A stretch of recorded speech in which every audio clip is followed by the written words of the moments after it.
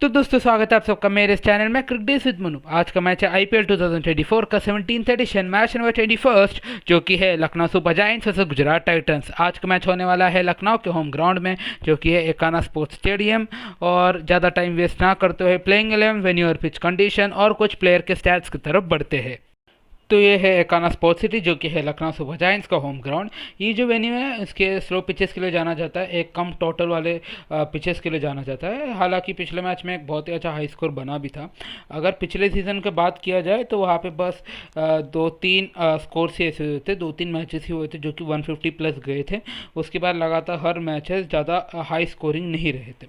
तो हाँ, Ekana sports city उसके स्लो पिचेस के लिए जाना जाता है। अभी आज के मैच में देखना पड़ेगा कि किस तरह का पिच यूज़ होने वाला है। जो ब्लैक सॉइल पिच रहता है वहाँ पे स्पिनर्स को ज़्यादा एक्शन मिलता है, वो और भी मुश्किल रहता है बैट्समैन को हिट करने के लिए। फिर एक रेड सॉइल पिच रहता है जो कि बाउंस प्रोवाइड करता है और जहाँ पे अच्छे खासे रन्स बन सकते। तो आज के मैच में पता चलेगा कि किस तरह का पिच यूज़ किया जाने वाला है। तो दोस्तों अभी बढ़ता है पिच एंड कंडीशंस की ओर। जैसे मैंने पहले बोला, ये मैच हो रहा है लखनऊ में, और लखनऊ में जो गर्मी है बहुत ज़्यादा है इवनिंग के टाइम पे। अगर गर्मी ऐसे ही रही या गर्मी बढ़ने लगी तो डेफिनेटली वो गेम में एक फैक्टर बन सकता है।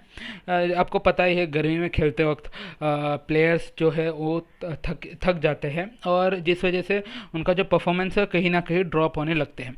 दूसरी बात, ये पिच थोड़ा मुश्किल है इस पिच में रन्स बनाना, खेलना, क्योंकि ये स्लो पिच है। ये यूजुअली जाना जाता है ही एक स्लो पिच के लिए। अगर पिछले सीज़न का देखा जाए तो ये सबसे स्लोएस्ट पिच था। इधर जो रन से बहुत ही कम निकलते हैं। हालांकि जो पहला मैच हुआ था Lucknow super giants versus Punjab Kings का इस स्टेडियम पे, यहाँ पे एक बहुत ही बड़ा टारगेट सेट हुआ था। बट स्टिल हमको आने वाले मैचेस में समझने को होगा कि ये पिच कैसे एक्ट करने वाला है। और जब आज का जो पिच रिपोर्ट निकलेगा तो हमें क्लियरली समझ में आएगा कि पिच किस तरह से बिहेव करने वाला है, कौन सा टाइप का सॉइल यूज़ होने वाला है, क्या ब्लैक सॉइल यूज़ होगा या रेड सॉइल यूज़ होगा। तो चलिए दोस्तों, अभी और प्लेयर्स के स्टैट्स और प्लेइंग 11 की तरफ बढ़ते हैं। तो चलो अभी बढ़ते हैं प्लेयर्स इन स्पॉटलाइट की ओर। पहले आते हैं देवदत्त पडिक्कल की तरफ। देवदत्त पडिक्कल को गुजरात टाइटंस ने लिया था राजस्थान रॉयल्स से, और राजस्थान रॉयल्स को दिया था आवेश खान। तो चलिए बढ़ते हैं प्लेयर्स इन स्पॉटलाइट की तरफ। पहले आते हैं देवदत्त पडिक्कल। देवदत्त पडिक्कल को लखनऊ ने लिया था राजस्थान रॉयल्स से, और उनके जगह पे दिया था आवेश खान को, उनके बीच में जो ट्रेड हुआ था। और जो देवदत्त पडिक्कल है, लखनऊ उन्हें नंबर 3 पोजीशन पे खिलाते हैं। और बेसिकली उनका रोल ये है कि ब्रिज की तरह एक्ट करे, नहीं तो लिंक की तरह एक्ट करे, क्योंकि लखनऊ के पास पहले से एक बहुत ही स्ट्रॉन्ग ओपनिंग कॉम्बिनेशन है, बहुत ही स्ट्रॉन्ग ओपनर्स है। और नंबर 3 पोजीशन के बाद जो मिडिल ऑर्डर आती है, बहुत ही स्ट्रॉन्ग एक सॉलिड मिडिल ऑर्डर है लखनऊ के पास। तो बेसिकली इनका जो रोल ये है कि मोमेंटम बीच में जो आता है वो मेंटेन रहे, और वैसे ही मेंटेन रख के मिडिल ऑर्डर के पास दे दे। इनका बेसिक रोल ये है कि मोमेंटम को लॉस्ट ना होने दे। अगर हमने देवदत्त पडिक्कल के जो लास्ट 3 मैचेस अगर देखा जाए, उनका स्कोर्स रहे हैं 0, 9 एंड 6। बेसिकली बहुत ही बुरा परफॉर्मेंस रहा है देवदत्त पडिक्कल का। किसी भी तरह से मोमेंटम को बचा नहीं रहे, उल्टा मोमेंटम जा रहा है उनके बैटिंग में आने के बाद। बेसिकली क्या होता है, T20 एक बहुत ही एक ऐसे एक क्रिकेट है जहाँ पे मोमेंटम बहुत नेसेसरी रहता है। अगर मोमेंटम ना रहे तो एक टीम बहुत ही बुरी तरीके से गिर सकती है। अगर नंबर 3 पोजीशन में जो आते देवदत्त पडिक्कल है, अगर मोमेंटम नहीं रख पाते हैं तो उनके बाद जो आने वाले मिडिल ऑर्डर है उनको मोमेंटम क्रिएट करना पड़ता है, जिस चक्कर में जो स्कोर है, जो टोटल है, वो कम हो सकता है, नहीं तो विकेट्स ज़्यादा गिर सकती है मोमेंटम बनाने के चक्कर में। तो हाँ, देवदत्त पडिक्कल बहुत ही क्रूशियल रोल खेल रहे हैं। फिलहाल अभी तक उन्होंने परफॉर्म नहीं किया है, और उनको कैसे ना कैसे तो आज के मैच में स्टेप अप करना पड़ेगा और परफॉर्म करना पड़ेगा। अगर नहीं किया तो लखनऊ के लिए बहुत ही बुरी बात रहने वाली है, और मोस्ट प्रोबेबली उनका स्पॉट जा सकता है। तो देखना पड़ा आज के मैच में वो कैसे खेलते हैं। तो अभी बढ़ता है विजय शंकर की तरफ गुजरात टाइटंस के। उनका भी लगभग सेम ही सिचुएशन है जैसे देवदत्त पडिक्कल का है। उनका फॉर्म भी बहुत ही ख़राब चल रहा है, वो उतना परफॉर्म नहीं कर पा रहे। अगर पिछले कुछ मैचेस में देखा जाए तो उनका रन भी बहुत ही कम ही रहा है, परफॉर्मेंस बहुत एकदम लो रहा है उनका परफॉर्मेंस। तो गुजरात टाइटंस भी चाहते हैं कि विजय शंकर स्टेप अप करे, क्योंकि डेविड मिलर जो है वो है इंजर्ड। अगर डेविड मिलर ऐसे ही अगर कुछ मैचेस के लिए और इंजर्ड रहे तो गुजरात टाइटंस के लिए बहुत ही बड़ी मुसीबत रह सकती है। क्योंकि अगर उनका बैटिंग लाइनअप देखा जाए तो वृद्धिमान शाह जो उनके साथ ओपन करते हैं, उनके कैप्टन शुभमन गिल के साथ, वृद्धिमान शाह का भी फॉर्म कुछ ज़्यादा खास दिख नहीं रहा है।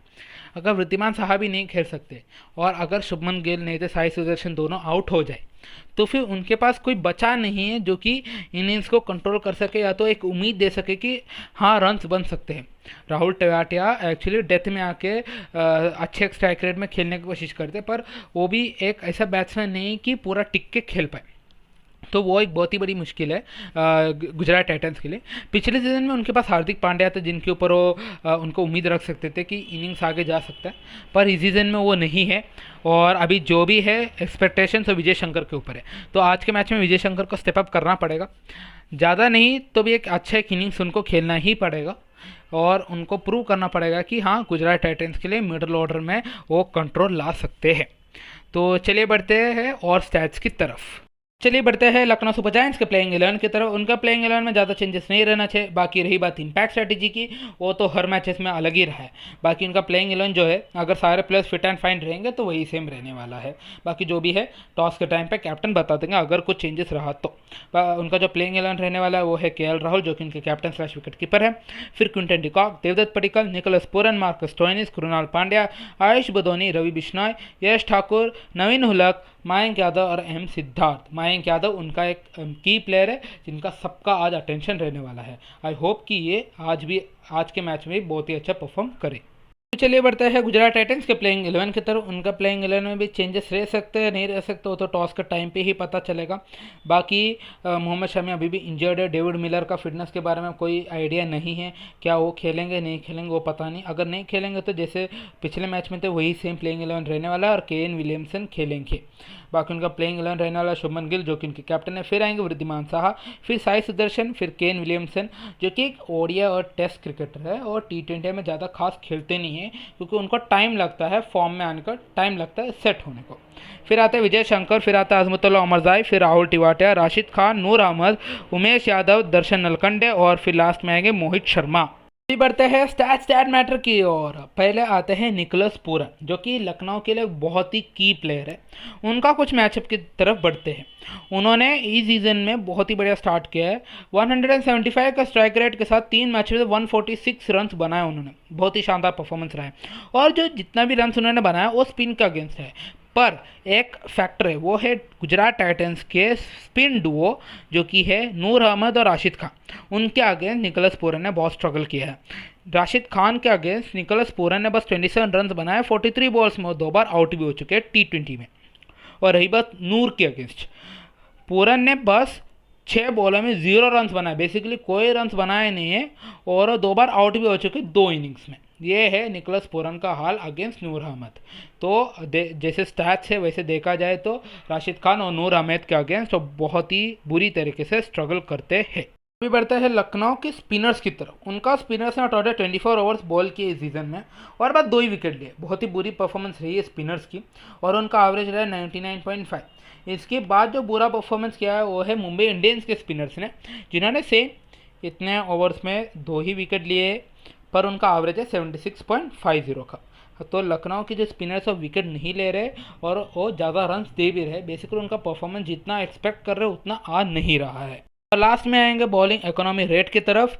जो टाइटन से उनका सेकंड बेस्ट इकोनॉमी रेट है वो है 8.08 का, पर लखनऊ भी पीछे नहीं है, लखनऊ का भी अच्छा ही है, वो है 8.61 का। ये है कुछ स्टैट्स आज के मैच के दोनों टीम्स के। तो बहुत ही इंटरेस्टिंग मैच रहने वाला है। आप ज़रूर कमेंट सेक्शन में लिखना आपका प्रेडिक्शन कि आज का मैच कौन जीतने वाला है, लखनऊ या तो गुजरात टाइटंस। बहुत ही इंटरेस्टिंग रहने वाला है। एकाना का स्टेडियम है, शायद से बहुत टफ भी रह सके इनके लिए बैट करना, देखना पड़ेगा। Most probably low scoring match रह सकता है क्योंकि एकाना का स्टेडियम है। पिछले सीजन में भी सेम था, पहला वाला मैच अच्छा खासा रन्स बने, फिर उसके बाद जो भी मैचेस से ज़्यादा कुछ खास रन्स नहीं बन रहे थे उसके अंदर।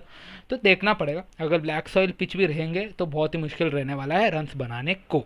आई होप कि आपको ये वीडियो पसंद आया होगा। अगर ये वीडियो पसंद आया है तो लाइक करना मत भूलना, शेयर भी कर देना, सब्सक्राइब करना मत भूलना। मैं आऊँगा और IPL मैचेस की वीडियो के साथ।